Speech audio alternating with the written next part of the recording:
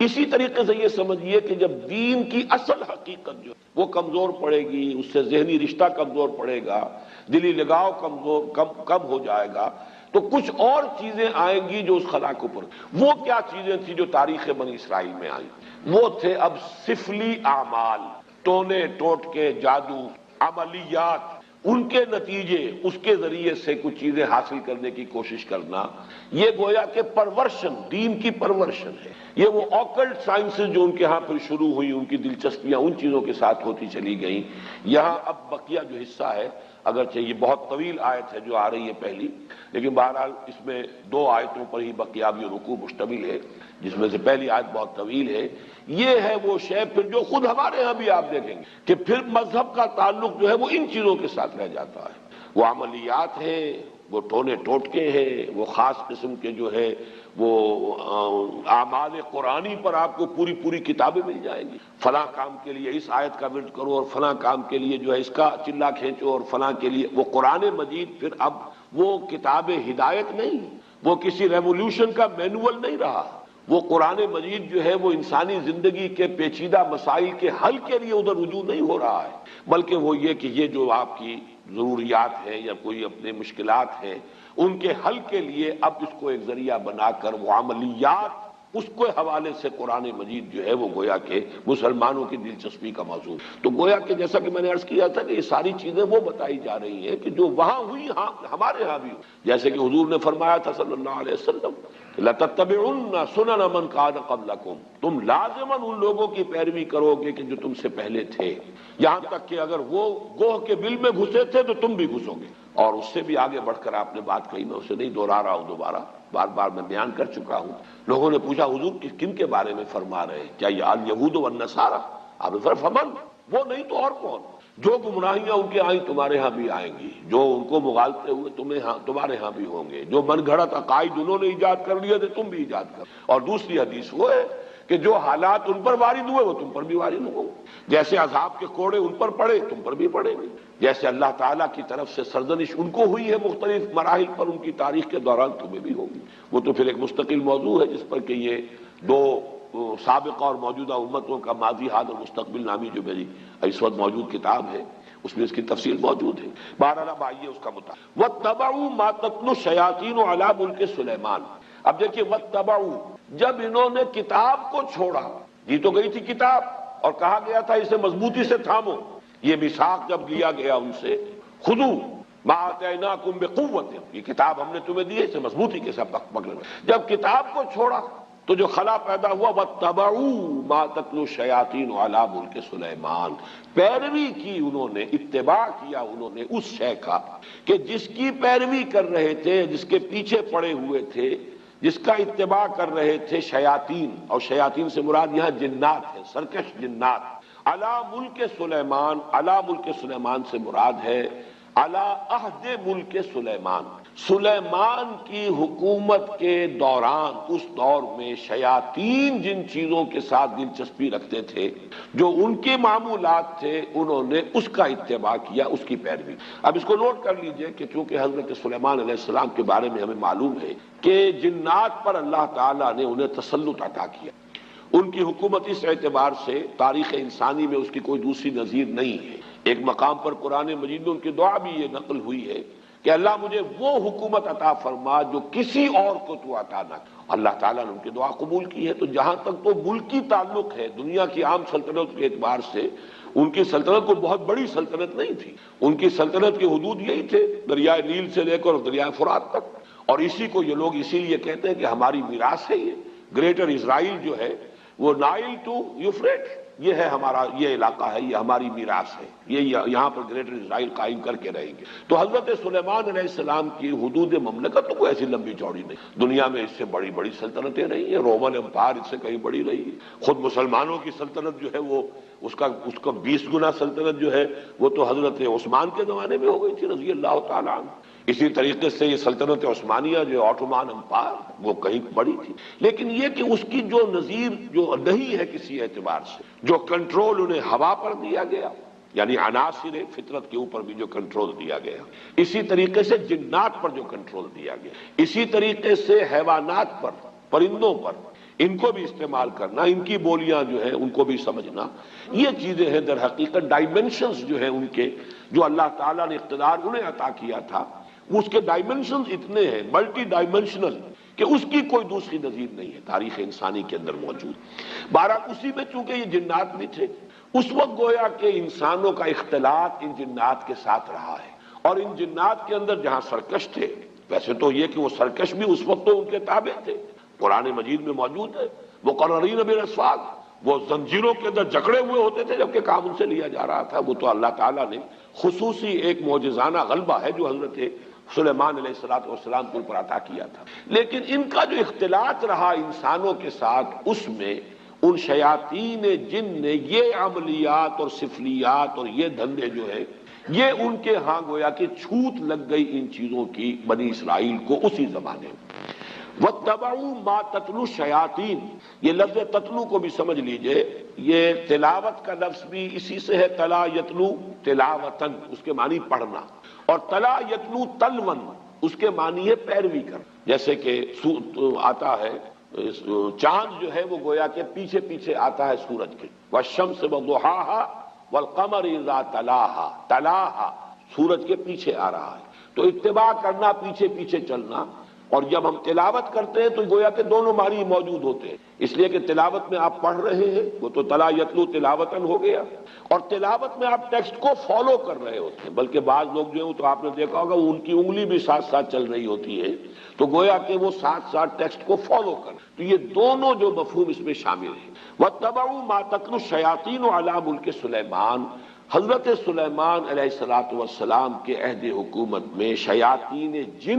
جن چیزوں کے اندر مصروف اور مشغول رہتے تھے، جو ان کے مشغلے تھے، جو ان کی دلچسپیاں تھیں، جس کی وہ پیروی کرتے تھے، اسی کی پیروی کی یہودیوں نے بھی، اور انہی سفلی اعمال کا جو ہے ان کے ہاں چرچا ہو گیا، چلن ہو۔ وَمَا كَفَرَ سُلَيْمَانُ وَلَٰكِنَّ الشَّيَاطِينَ كَفَرُوا، یہاں پر یہ آگے بات بڑھانے سے پہلے اللہ تعالیٰ نے ایک وضاحت فرما دی، اور سلیمان نے ہرگز شرک نہیں کیا، کفر نہیں کیا، بلکہ در حقیقت وہ کفر کرنے والے شیاطین تھے۔ وما کفر سلیمان ولکن الشیاطین کفروا، اور شیاطین تھے جنہوں نے کفر کیا، یعنی اگر اس کی نسبت سلیمان کی طرف کی جا رہی ہے تو غلط ہے۔ آپ کے علم میں ہوگا کہ ہمارے ہاں آج تک بھی یہ جو اعمال وغیرہ ہوتے ہیں نقش سلیمانی کے نام سے خاص تعویذ ہوتے ہیں، یہ وہی روایت چلی آ رہی ہے، حضرت سلیمان علیہ السلام کی طرف منسوب کیا انہوں نے، اور یہودیوں نے خاص طور پر بڑا ان کے اوپر الزام لگائے ہیں حضرت سلیمان علیہ السلام پر، اور ان کو جادوگر قرار دیا۔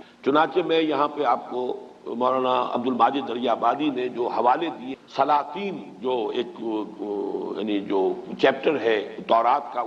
اس میں حضرت سلیمان کے بارے میں یہ الفاظ موجود ہیں، اور جب سلیمان بوڑھا ہوا تو اس کی جوروؤں نے اس کے دل کو غیر معبودوں کی طرف مائل کر دیا، اور اس کا دل اپنے خدا کی طرف سے کامل نہ تھا۔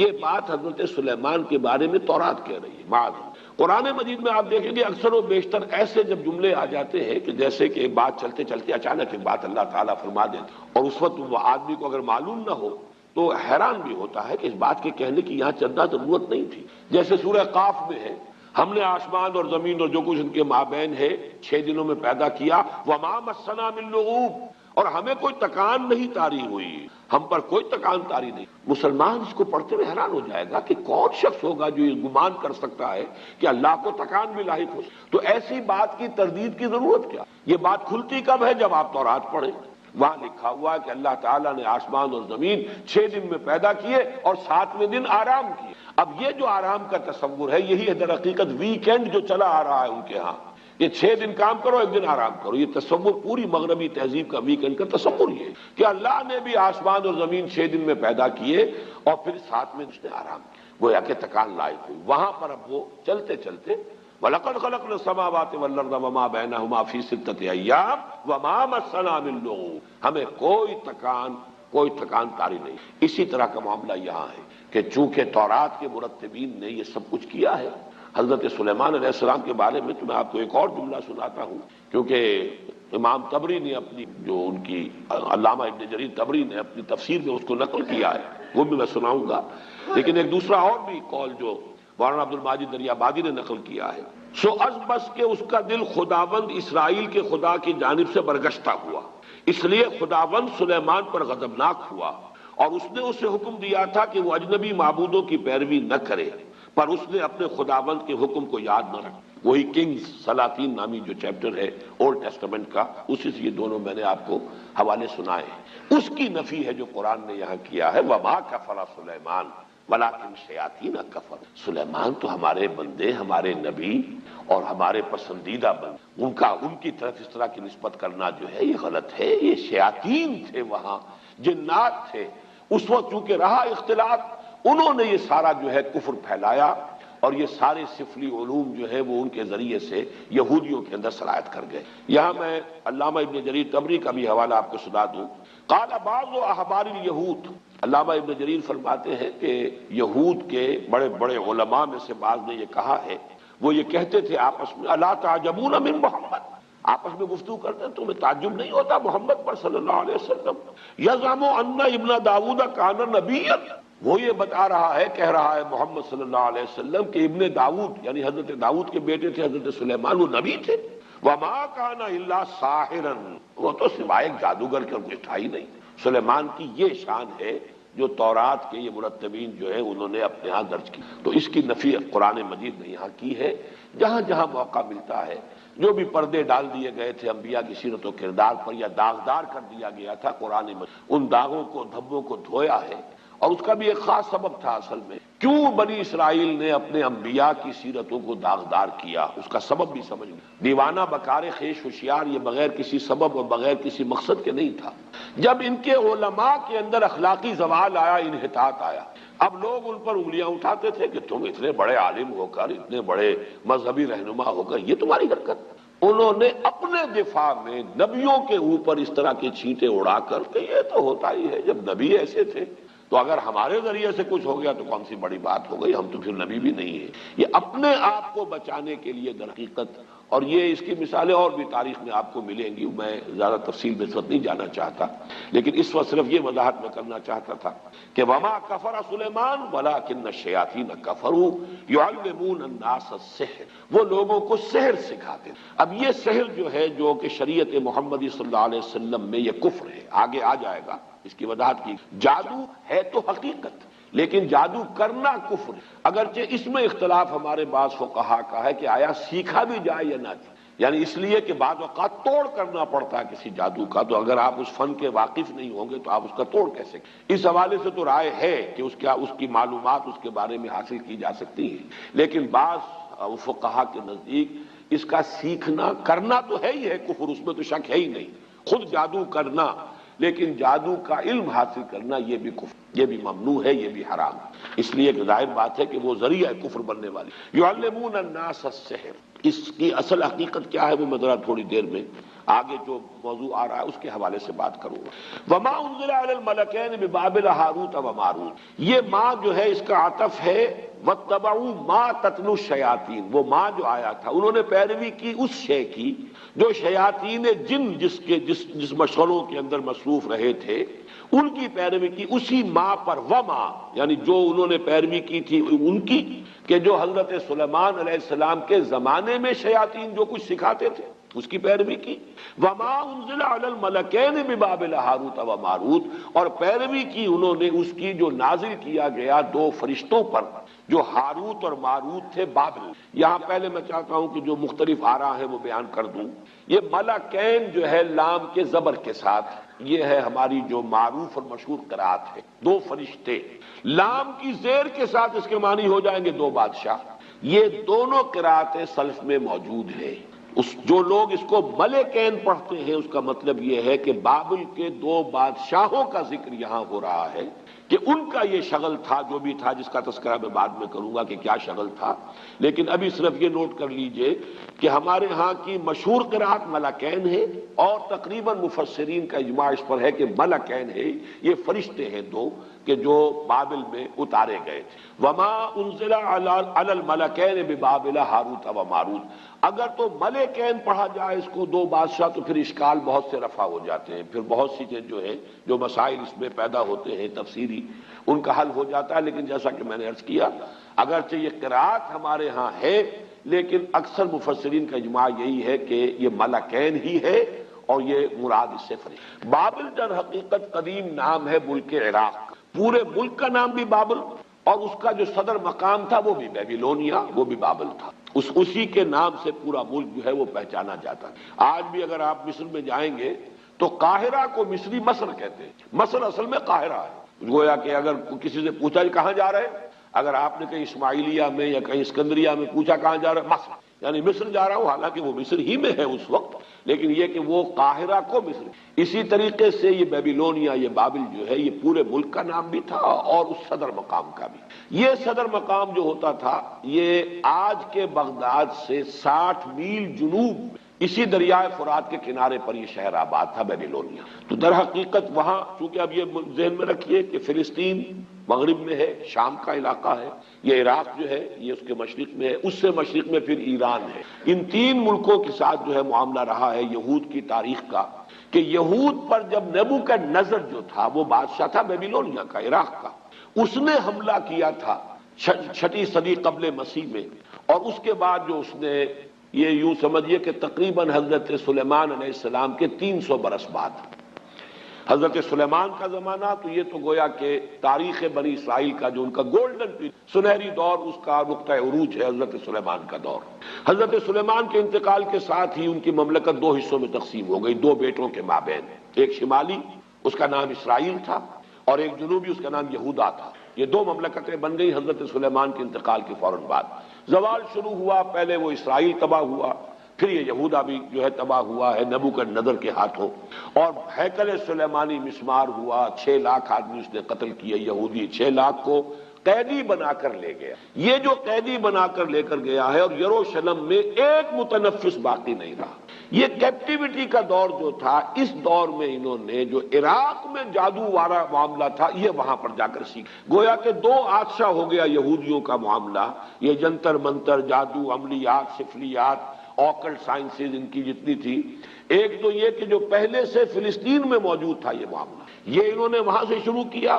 حضرت سلیمان کے زمانے میں ان جنات سے سیکھ لیا۔ اب ظاہر بات ہے کہ مکھی کی سرشت ہے وہ گندگی پر بیٹھتی، جن کی مزاج کے اندر گندگی ہے وہ تو جہاں سے بھی ہوگا گندگی اس کو حاصل۔ حضرت سلیمان کے زمانے میں وہ شیاطین جن سے حاصل کیا۔ اب کیپٹیوٹی کے دور میں انہوں نے مزید جو ہے عراق میں بھی جو بہت بڑا گڑھ تھا اس قسم کی چیزوں کا وہاں سے سیکھا۔ تو گویا کہ یہ تمام چیزیں ان کے اندر رچ بس گئیں، ان کی شخصیتوں کے اندر، ان کے مزاج میں، جسے ہم محاورے میں کہتے ہیں گھٹی میں پڑ گئے۔ وما انزل علی الملکین ببابل ہاروت و ماروت، اور انہوں نے پیروی کی اس کی جو نازل کیا گیا 2 فرشتوں پر جو بابل میں تھے، ہاروت اور ماروت۔ اب یہ کہ وہ کیا نازل کیا گیا اس مسئلے کو سمجھ لیجئے۔ ایک رائے تو یہ ہے ہمارے ہاں، ایک تو خیر قصہ بیان ہوتا ہے، وہ قصہ تو ہمارے اکثر مفسرین نے، وہ یہود کی خرافات میں سے ہے، اس کو سب نے رد کیا ہے، لہذا میں اس کا تذکرہ بھی نہیں کرنا چاہتا۔ عام طور پر جو بات کہی جاتی ہے وہ یہ ہے کہ اللہ تعالیٰ کی چونکہ ایک سنت ہے کہ کسی قوم پر عذاب سے پہلے پھر آخری امتحان، کوئی آخری ٹیسٹ، آخری فتنہ، کہ جس سے ان کے اندر کتنی کچھ خباثت آ چکی ہو وہ ظاہر ہو جائے، اس کے لیے آزمائش کے لیے اللہ تعالیٰ مختلف صورتیں پیدا فرماتے ہیں۔ جب ان کے ہاں ان چیزوں کا رواج بہت ہو گیا تو اللہ تعالیٰ نے 2 فرشتوں کو انسانی شکل میں بھیجا، اور وہ فرشتے جو ہیں وہ ان کو کچھ وہ جادو وغیرہ کی تعلیم دیتے تھے، لیکن کہہ دیتے دیکھو یہ کفر ہے، ہم فتنہ ہیں، مت سیکھ، لیکن یہ کہ اگر سیکھنا چاہتے ہو تو ٹھیک ہے، اگر تمہاری طلب یہی ہے، تاکہ معلوم ہو جائے کہ ان کی طلب کس ہے کی، ان کی اپنی فطرت کس درجے مسخ ہو چکی، اتمام حجت کے لیے کہ بات واضح ہو جائے۔ جیسے کہ قرآن مجید میں آتا ہے مختلف مواقع پر کہ اللہ تعالیٰ ان کی رسی دراز کر رہا ہے، کیوں کر رہا ہے؟ تاکہ جو ان کا خبث باطن ہے پورے طور پر ظاہر ہو، تاکہ پھر یہ پوری طرح سزا کے مستوجب ہو جائیں، مستحق ہو، جو سزا ملے وہ واقعتاً ثابت ہو کہ یہ ان کی خباثت اسی درجے کی تھی کہ اتنی سزا انہیں ملنی چاہیے۔ اس معنی میں گویا کہ آزمائش کے طور پر، چنانچہ یہاں کے الفاظ پڑھ لیجئے، وَمَا يُعَلِّمَانِ مِنْ أَحَدٍ، اور وہ نہیں سکھاتے تھے کسی کو کچھ بھی، حَتَّى يَقُولَا، یہاں تک کہ وارن کر دیتے تھے، إِنَّمَا نَحْنُ فِتْنَةٌ فَلَا تَكْفُرْ، ہم فتنہ ہے، آزمائش ہے، تو تم کفر مت کرو، کفر مت سیکھو، کفر سے دلچسپی نہ رکھو۔ لیکن ان کا حال کیا تھا؟ فَيَتَعَلَّمُونَ مِنْهُمَا، وہ سیکھتے تھے وہ لوگ ان دونوں سے، ان فرشتوں سے، مَا يُفَرِّقُونَ بِهِ بَيْنَ الْمَرْءِ وَزَوْجِهِ، جس سے تفریق کر سکیں وہ کسی شخص اور اس کی بیوی کے مابین۔ اب سفلیات کا علم جو ہے وہ تو آپ کو معلوم ہے آج بھی جادو ٹونے ٹوٹکے انہی چیزوں میں چلتے ہیں۔ کسی کے گھر کو اجاڑنا ہے، کسی کے ہاں اولاد نہیں ہو رہی ہے تو وہ دوسرے کے ہاں کی اولاد جو ہے وہ بھی اس کو کھل رہی ہے، اس عورت کو، اس کی اولاد مر جائے اور مجھے اولاد جو ہے وہ مجھے ہو جائے۔ یہ سارے ٹونے ٹوٹکے جو عورتوں کے چل رہے ہوتے ہیں وہ اکثر و بیشتر انہی چیزوں کے اندر ہے۔ قرآن مجید نے بھی وہی جو سب سے زیادہ دکھتی ہوئی رکھ تھی اسی کو پکڑا ہے، فَيَتَعَلَّمُونَ مِنْهُمَا مَا يُفَرِّقُونَ بِهِ بَيْنَ الْمَرْءِ وَزَوْجِهِ، بجائے اس کے کہ گھروں کو آباد رکھیں، گھر ہنستا بستا ہے، شوہر اور بیوی کے مابین موافقت ہے، یگانگت گھر آباد ہے، تو بجائے اس کے کہ وہ اس کو دیکھ کر جو ہے خوش ہو،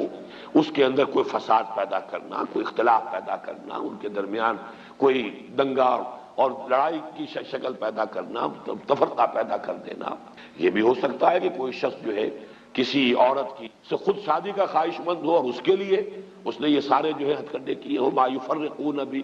اب بھی جو تعویذ بکتے ہیں محبوب قدموں میں آ کر گرے گا، تو وہ تو تعویذ جو ہے وہ انہی چیزوں کے لیے، تو وہ یہ تعویذ و گنڈوں کا کام جو ہے سب سے زیادہ جو اس میں ہاٹ کیکس کی طرح بکنے والے ہیں وہ تو ظاہر بات ہے اسی دھندے سے متعلق۔ وما هم بضارین بہ من احد الا باذن اللہ، حالانکہ نہیں تھے وہ ضرر پہنچانے والے کسی کو اس کے ذریعے سے مگر یہ کہ اللہ کے حکم۔ توحید کا تقاضا یہ ہے کہ کسی شے میں کسی تاثیر کو مستقل نہ مانا جائے جب تک کہ اللہ کا اذن نہ ہو۔ کسی شے میں تاثیر ہونا یہ اور چیز، اللہ تعالیٰ نے آگ میں تاثیر تک کی ہے کہ وہ جلاتی ہے، لیکن اس کا جلانا بالفعل اللہ کے اذن پر منحصر ہے۔ اللہ نہیں چاہے گا نہیں جلائے گی آگ۔ تو اگر آگ سے اس کی صفت منفک ہو سکتی ہے، جدا ہو سکتی ہے، تو ظاہر بات ہے اور چیزیں جتنی بھی ہیں ان میں تاثیرات تو ہیں، لیکن ان تاثیرات کا بروئے کار آنا،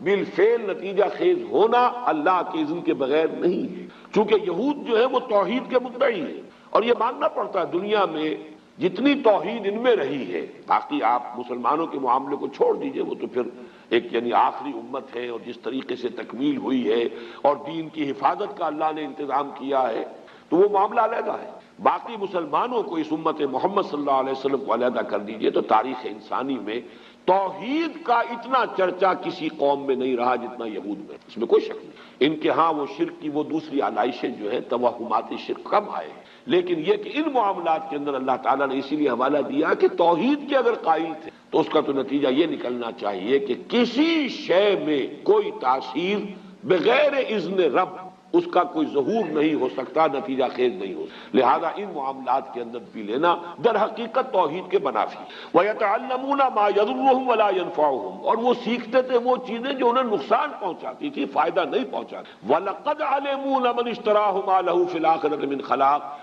حالانکہ وہ خوب جانتے تھے کہ جو کوئی بھی ان چیزوں کو اختیار کرے گا، خریدے گا، ان سے دلچسپی رکھے گا، اس کا آخرت میں کوئی، یعنی شریعت موسوی میں ان چیزوں کو حرام کر دیا گیا تھا اسی طریقے سے جس طریقے سے کہ شریعت محمدی میں جادو حرام ہے۔ میں اس کا بھی حوالہ آپ کو سنا دوں گا۔ وَلَبِئْسَ مَا شَرَوْا بِهِ أَنفُسَهُمْ لَوْ كَانُوا يَعْلَمُونَ، اور بہت بری شے تھی وہ جس کے عوض کے انہوں نے اپنے آپ کو فروخت کر دیا، یعنی دنیاوی مفادات، دنیاوی لذتیں، جو بھی دنیا کی گھٹیا آرزویں خواہشات ہیں، ان کے عوض اپنے مستقبل کو، اپنی آخرت کو، اپنی ابدی زندگی کو برباد کیا۔ وَلَبِئْسَ مَا شَرَوْا بِهِ أَنفُسَهُمْ، گویا کہ اپنے آپ کو بیچ ڈالا،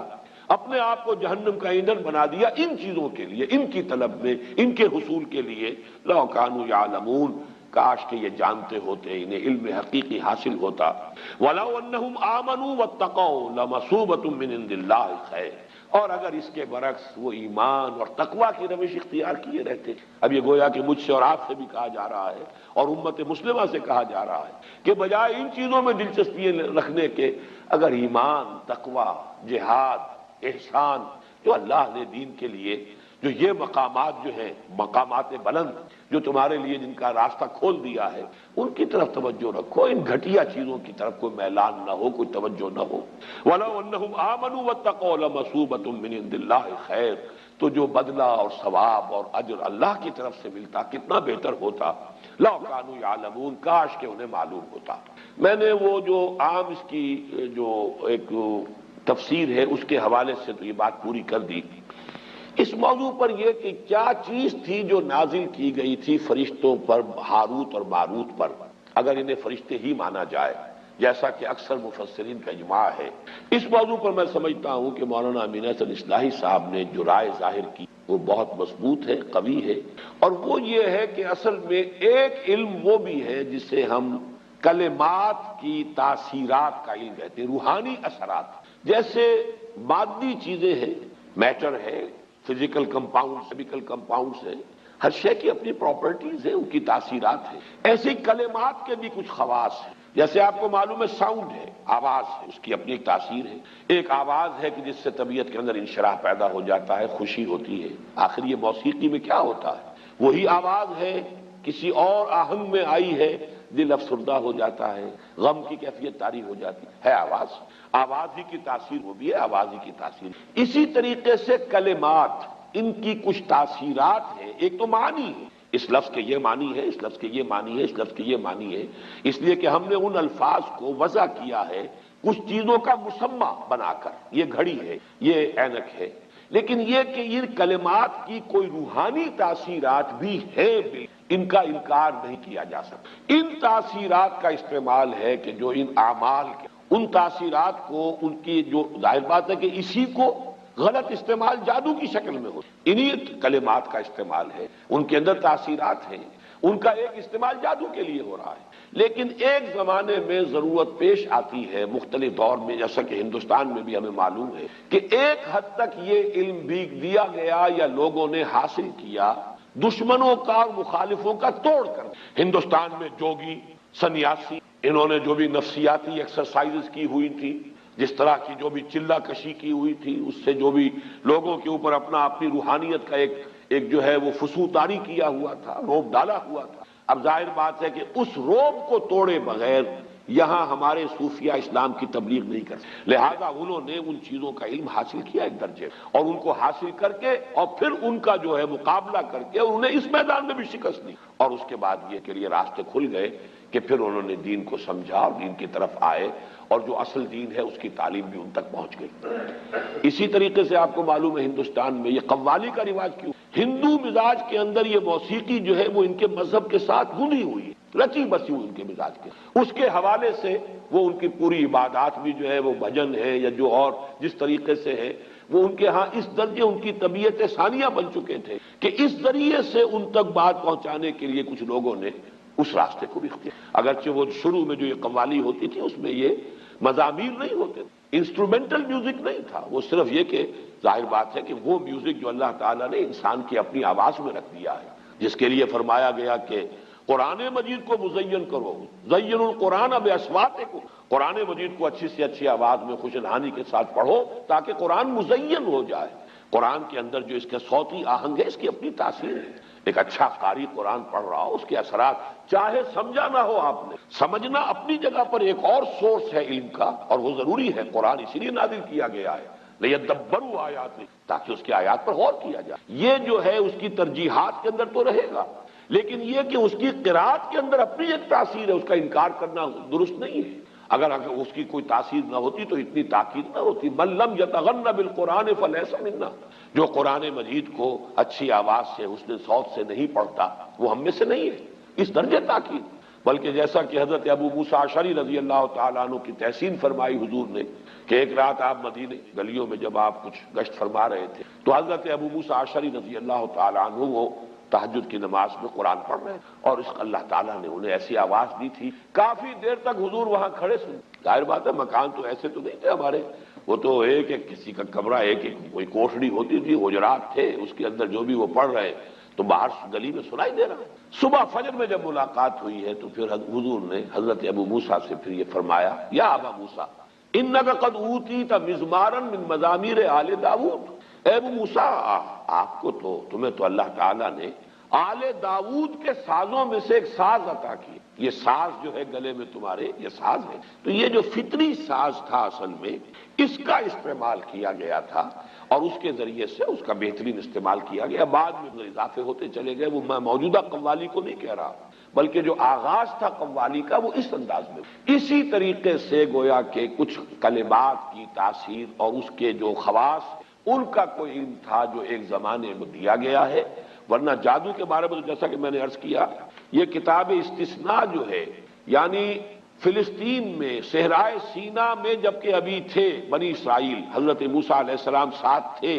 اس وقت انہیں جو ہدایات کی گئی تھی ان میں سے یہ ہے، جب تو اس ملک میں جو خداوند تیرا خدا تجھ کو دیتا ہے پہنچ جائے تو وہاں کی قوموں کی طرح مکروہ کام کرنے نہ سیکھنا، تجھ میں ہرگز کوئی ایسا نہ ہو جو اپنے بیٹے یا بیٹی کو آگ میں چلوائے۔ اب دیکھیے یہ عمل آج بھی روافظ کے ہاں یہ آگ پر چلنے کا جو رواج ہے، بعض جو ہے اس طرح کے کرتب دکھائے جاتے ہیں، اور ظاہر بات ہے جو حالات جو ہیں اس سے آپ متاثر ہوتے ہیں، آگ کے اوپر انگاروں کے اوپر چل رہے ہیں، یہ اعمال کہاں سے چلے آ رہے ہیں؟ یہ حضرت موسیٰ علیہ السلام کو حضرت مسیح سے 1400 برس قبل یہ بتایا جا رہا ہے، تجھ میں ہرگز کوئی ایسا نہ ہو جو اپنے بیٹے یا بیٹی کو آگ میں چلوائے، یا فال گیری یا شگون نکالنے والا یا افسوگر یا جادوگر یا منتری یا جنات کا آشنا یا رمال یا ساحر ہو، کیونکہ وہ سب جو ایسے کام کرتے خدا کے نزدیک مکروہ ہیں، اور انہی مکروہات کے سبب سے خداوند تیرا خدا تیرے سامنے سے ان کو نکالنے پر ہے۔ یعنی یہ جو اصل میں فلسطین میں جو قوم آباد تھی، فلسطین حضرت یوشع ابن نون جوشع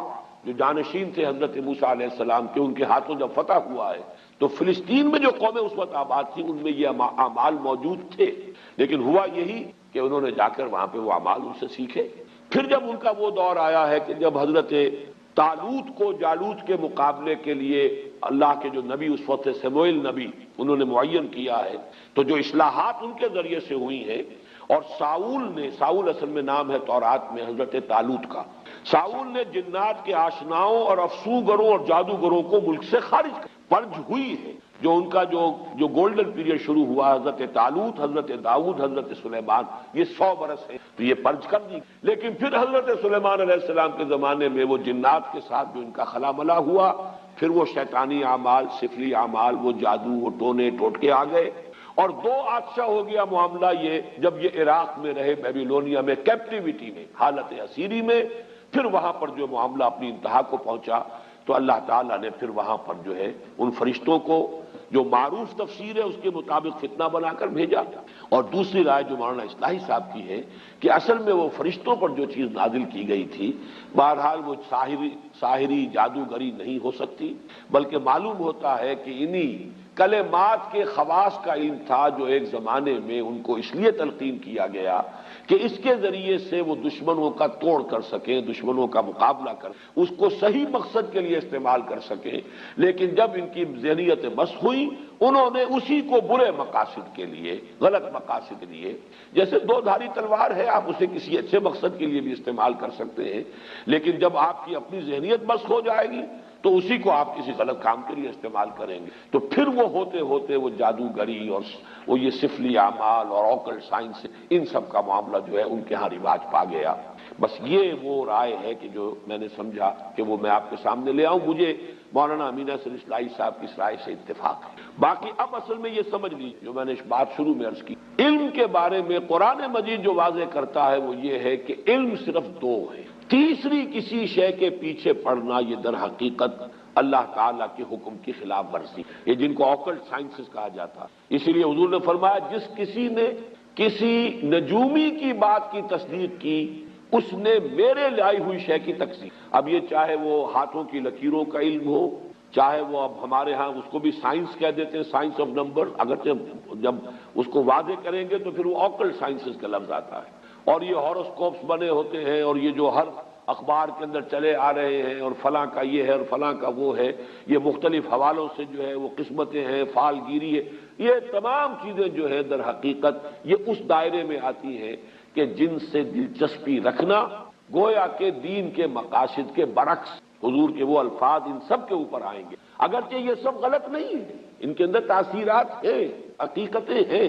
حقیقت ہونا کسی شے کا اور ہے اور کسی شے کا جائز اور حلال ہونا اور ہے۔ جب قرآن مجید تو شراب کے بارے میں کہتا ہے کہ اس میں کچھ نفع بھی ہے، وَمَنَافِعُ لِلنَّاسِ، لوگوں کے لیے کچھ فائدے ہیں، لیکن اسمہما اکبر من نفع، ان کا گناہ کا پہلو جو ہے وہ ان کے نفع کے پہلے سے جوئے کا بھی اور شراب کا بھی وہ زیادہ ہے، لہذا وہ حرام کر دیے۔ تو اسی اعتبار سے ان تمام چیزوں کے اندر جو بھی کوئی تاثیر ہے، کوئی ایفیکٹ ہے، کوئی ہے واقعتاً، وہ اپنی جگہ پر اس کی آپ نفی نہ کریں، لیکن ان سے دلچسپی رکھنا، اس کے پیچھے لگنا، اس میں یقین رکھنا، یہ چیزیں جو ہے پھر انسان کے اندر جس طرح کا ایک وہمی سا مزاج پیدا کر، پھر اس کے اندر سے وہ عمل کی جو ایک قوت ہے اور ایک ارادہ اور عزم، اس کو جس طریقے سے دیمک جو ہے لکڑی کو کھا جاتی ہے، اس طریقے سے یہ دلچسپیاں پھر انسان کے اندر سے اس عزم اور ارادے اور جد و جہد اور عمل، اس سے انسان کو جو ہے بیگانہ کر دیتے. تو ان کو ہمارے ہاں حرام قرار دیا گیا. تو علم دو کون سے ہے؟ یا ایک علم وہ ہے جو آپ نے تجرباتی علم حاصل کیا، ان السمع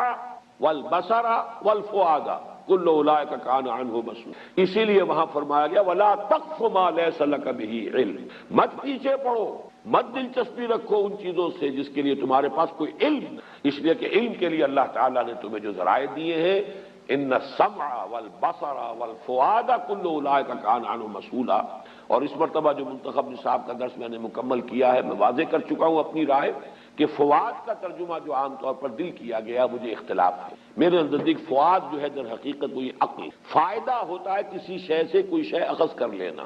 آپ نے دیکھا ہوگا پرانے زمانے کی کتابوں میں کوئی چیز لکھی گئی، اس کے بعد فے کا ایک نشان ڈال کر اب کوئی آگے جملہ آ رہا، فے یعنی فائدہ. اس بات سے یہ ایک نتیجہ یہ نکل رہا ہے، اس کو پلے باندھتے چلو، یہ فائدہ جو ہے یہاں سے حاصل کر لو پھر آگے بڑھو. تو وہ فے لگا ہوتا فائدہ کے لیے. فائدہ کیا ہے کہ آپ نے جو بھی سینس ڈیٹا آپ کو حاصل ہوا اور آپ نے اس کو پروسیس کر کے اسے نتیجہ نکالا، یہ ہے در حقیقت یہ فؤاد کا کام ہے. یہ ہے انسان کا ایکوائرڈ نالج، اکتسابی علم. دوسرا علم ہے وحی کا جو اللہ کی طرف سے گیون ہے، یہ ریویلڈ نالج ہے. اس کے لیے ہم قرآن اور سنت، اس لیے کہ سنت کو ہم سمجھتے ہیں کہ وحی جو ہے وحی جلی بھی ہے، وحی خفی. حضور صلی اللہ علیہ وسلم کو قرآن بھی دیا گیا ہے اور اللہ تعالیٰ کی طرف سے آپ کو اور بھی وحی خفی، اور وہ آپ کو جو سنت سے جو چیز ثابت ہو جائے گی یا وہ ہے اور یا پھر وہ شے جو ہمارے تجرباتی علوم اور ہماری عقل اور ہماری سمع اور بصر کے نتیجے میں جو چیز حاصل ہے. یہ دو علم ہیں. ولا تقف ما لیس لک بہ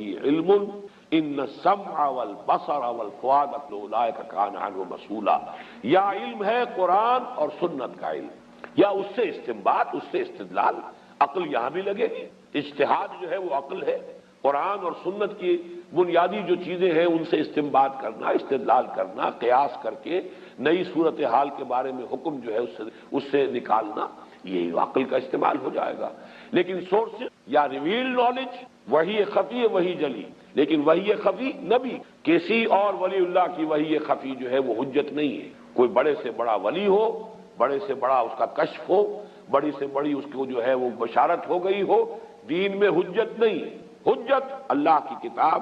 اور اس کے رسول صلی اللہ علیہ وسلم کی. اور ادھر ان السمع والبصر والفؤاد، ان دو کے علاوہ تیسرا یہ سارا دائرہ جو ہے، یہ چاہے اپنی جگہ پر اس میں کوئی تاثیرات ہیں، حقیقت ہے، لیکن یہ کہ یہ چیزیں جو ہے ممنوع ہے، جس کو کہ یہاں پر کفر کے درجے میں کہا گیا وما کفر سلیمان ولکن الشیاطین کفروا. اور جو آخری الفاظ تھے وَلَقَدْ عَلِمُوا لَمَنِ اشْتَرَاهُ مَا لَهُ فِي الْآخِرَةِ مِنْ خَلَاقٍ. میں نے آپ کو کتاب استثناء ڈیوٹرانومی کا وہ اقتباس بھی سنا دیا ہے، جو حضرت موسیٰ علیہ السلام کے زمانے میں انہیں کہہ دیا گیا تھا کہ ان چیزوں کی طرف نہ جانا، ان سے دلچسپی نہ لینا. ان کے علم میں تھا یہ کہ جو کوئی بھی ان چیزوں سے دلچسپی رکھیں گے، ان کی پیروی کریں گے، ان کے درپے ہوں گے، ان کا آخرت میں کوئی حصہ وَلَبِئْسَ مَا شَرَوْا بِهِ أَنفُسَهُمْ. لیکن انہوں نے ان چیزوں میں مشغول ہو کر، ان میں دلچسپی لے کر برا انجام اپنے لیے خرید لیا، اپنی جانوں کو فروخت کر دیا بڑی بری شے کے لیے. لَوْ كَانُوا يَعْلَمُونَ، کاش کہ انہیں معلوم ہوتا. وَلَوْ أَنَّهُمْ آمَنُوا وَاتَّقَوْا لَمَثُوبَةٌ مِّنْ عِندِ اللَّهِ خَيْرٌ. اور اگر وہ ایمان اور تقوی کی روش پر قائم رہتے تو اللہ کی طرف سے اجر و ثواب بہت بہتر رہتا. لو کانوا یعلمون، کاش کہ وہ جانتے.